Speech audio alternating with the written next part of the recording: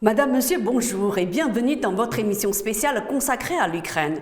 观众朋友您好，欢迎收看欧洲卫视双语特别节目《直击乌克兰》，我们一同关注乌克兰局势的最新进展。Voici l'essentiel des informations. 俄乌冲突爆发90天仍在继续，乌克兰总统泽连斯基却已经未雨绸缪，呼吁国际社会为乌克兰冲突后重建众筹，并将被冻结的俄罗斯资产用于赔偿冲突中的受害者。 据《金融时报》报道，泽连斯基5月23号在达沃斯世界经济论坛发表视频讲话时，引用了二战后重建欧洲的马歇尔计划。他指出，他提出的乌克兰重建计划目的在消除饥饿、贫困、绝望和混乱。预计该计划将花费超过5000亿美元。至于对重建计划的现有安排，泽连斯基提出了一种特殊的、具有历史意义的重建模式。 在这种模式之下，各个国家、城市和公司将在重建乌克兰特定城市和产业方面发挥主导作用。 Il y a 3 mois jour pour jour, la Russie envahissait l'Ukraine selon les termes d'Ouest France. À l'aube de ce 90e jour de guerre, les troupes russes concentrent toujours leur offensive sur la dernière poche de résistance de la région de Lugansk, dans le Donbass, où ils cherchent à éliminer tout ce qui est vivant selon Volodymyr Zelensky. Face à la pression russe, Kiev insiste pour s'approvisionner en armes et a reçu en ce sens le soutien des Occidentaux. 20 pays se sont ainsi engagés à fournir des armes supplémentaires à l'Ukraine.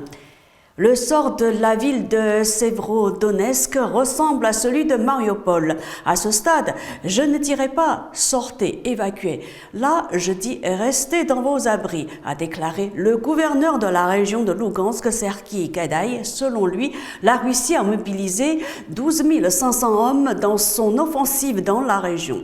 Les autorités ukrainiennes ont également indiqué à l'ONU qu'un pont menant au centre administratif de la région, la ville de Sévrodonetsk, avait été détruit le 21 mai, a annoncé lundi soir Stéphane Dujarric, porte-parole du secrétaire général des Nations Unies. La ville se trouve ainsi partiellement encerclée et désormais accessible par une seule route. Certains habitants ont réussi à quitter Sévrodonetsk ce week-end, mais selon Stéphane Dujarric, les autorités locales estiment que plusieurs milliers de civils se trouvent toujours dans la ville et ont besoin d'une aide d'urgence. 当地时间5月23号，立陶宛、斯洛伐克、拉脱维亚和爱沙尼亚等4个欧盟国家在一封联名信中呼吁没收已被欧盟冻结的俄罗斯资产，以帮助乌克兰在俄乌冲突后重建。根据计划，这封信将在24号提交给欧盟各成员国的财长。 据路透社5月23号报道，乌克兰总统泽连斯基当天在达沃斯世界经济论坛发表视频讲话时表示，重建乌克兰所需的资金总额约为4685亿欧元。但是随着俄乌冲突继续，重建金额可能会继续增加。因此，立陶宛等4国在联名信中指出，重建乌克兰的大部分费用以及对乌克兰的赔偿必须由俄罗斯承担。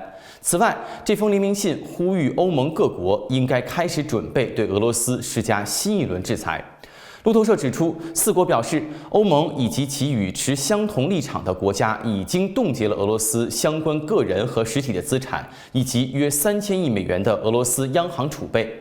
4国在信中指出，我们现在必须找到相应的法律途径，最大限度地利用这些资金，把这些资金用于重建乌克兰等方面。 Je vous le disais en une, 20 pays se sont engagés à fournir des armes supplémentaires à l'Ukraine pour faire face aux forces russes. Lors d'une deuxième réunion du groupe de contact pour la défense de l'Ukraine, 44 pays se sont réunis virtuellement pour discuter de l'assistance militaire à apporter à l'Ukraine à ce stade du conflit. Parmi le matériel qui doit être livré en Ukraine, le Danemark s'est notamment engagé à envoyer un système de missiles anti-navires Arbon qui pourrait permettre à l'Ukraine de contrer le blocus imposé par la marine russe au port d'Odessa, vital pour les exportations de blé du pays, elle-même vitale pour bon nombre d'autres pays. Ces missiles seraient même susceptibles d'atteindre la Crimée, occupée par Moscou depuis 2014 selon Ouest France. La République tchèque s'est de son côté engagée à fournir des hélicoptères d'attaque, des chars et des missiles. Ce groupe de contact doit se retrouver en personne le 15 juin prochain à Bruxelles, en marge d'une réunion de ministres de l'OTAN. On apprend aussi que le conseiller auprès de la représentation permanente russe à Genève, Boris Bondarev, a annoncé avec fracas sa démission en réponse à la guerre décidée par le président Vladimir Poutine dans une lettre rendue publique lundi 23 mai. Dans cette lettre, il affirme n'avoir jamais eu autant honte de son pays, des propos confirmés depuis par plusieurs sources diplomatiques, comme le rapporte l'AFP. Il s'agit du plus haut diplomate russe à faire défection depuis le conflit russo-ukrainien。当地时间23号，美国国防部长奥斯汀表示，约有20个国家提出向乌克兰提供更多军事支持的新计划，其中丹麦将提供鱼叉导弹以及配套发射器，另一些国家计划提供火炮弹药、岸防系统以及坦克和其他装甲车辆，向乌克兰军队提供培训等。鱼叉导弹射程近300公里，足以威胁俄罗斯舰船。一些美国分析人士指出，向乌克兰提供这些射程更远、威力更强的武器存在诸多问题，比如培训时间长、维护困难、可能被俄军缴获，都将引发冲突升级。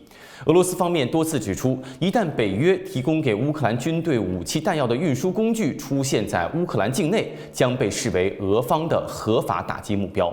Selon Le Monde, le ministre des Affaires étrangères russe a déclaré lundi que la Russie étudierait toute offre des Occidentaux pour rétablir leurs liens et déterminerait alors si cela est nécessaire. Au cours d'une séance de questions-réponses, lors d'un événement à Moscou, Sergei Lavrov, ministre russe des Affaires étrangères, a reproché aux pays occidentaux d'avoir adopté une russophobie depuis le début de l'offensive russe en Ukraine le 24 février. Si les Occidentaux veulent proposer quelque chose pour reprendre les relations, alors nous étudierons avec sérieux si c'est quelque chose dont nous avons besoin ou non, a jugé le chef de la diplomatie russe d'après des propos publiés sur le site de son ministère. Sergei Lavrov a formulé ses griefs à l'égard des pays occidentaux, selon lui déterminés à modifier les règles des relations internationales au détriment de la Russie. Il a par ailleurs précisé que l'objectif de Moscou était désormais de renforcer les liens avec Pékin.